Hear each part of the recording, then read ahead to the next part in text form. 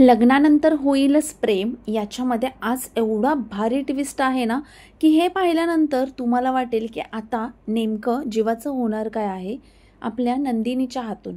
तर नंदिनी जीवाला आज रंगेहात पकडतेच. ते म्हणजे कसं, आज यांनी ठेवलेली असते घरी पार्टी, ती पाणीपुरी पार्टी. ती कशासाठी की आजीचा हार परत आणलेला आहे आणि सगळे खूप आनंदी झालेले आहेत. त्यामुळे ती पाणीपुरीची पार्टी या लोकांनी ठेवलेली असते आणि या पार्टीमध्ये सगळे पाणीपुरी खात असतात. पण त्याच वेळेस नंदिनीला एक कॉल येतो म्हणून ती बाहेर जाते आणि काव्या पाणीपुरी खाताना तिला पटकन ठसका लागतो. आता हा ठसका असा भयानक लागतो की तिचा तो ठसका थांबतच नसतो. आता नेमकं काय करायचं काही सुचतच नसतं. पार्थचा जीव खालवर झालेला असतो आणि त्यालाही कळत नसतं की आता नेमकं मी काव्यासाठी करू काय आणि हिचा ठसका घालवू कसा. त्याच्यानंतर तो सांगतो, काव्या तुम्ही थोडं वरती पहा, वरती पाहिल्यावर थोडा ठसका राहील. आणि तेवढ्यातच जीवा काय करतो, एक पाण्याचा ग्लास घेतो, त्यातलं थोडं पाणी तिच्या डोक्यावरती टाकतो आणि ते तिच्या डोक्यावरती थापटतो आणि त्यानंतर तिचं डोकं शांत होतं आणि तो हळूहळू ठसका कमी येतो.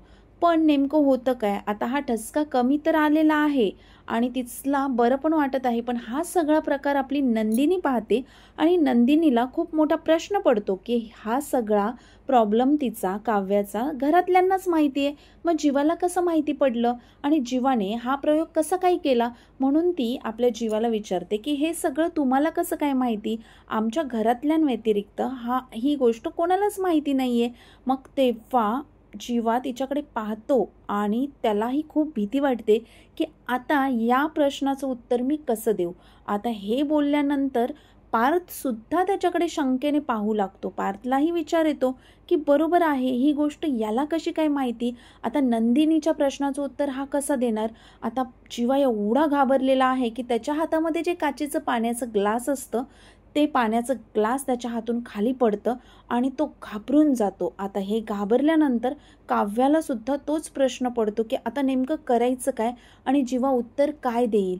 आता या सगळ्यामध्ये दोघांचा झालेला आहे कोंडवाडा.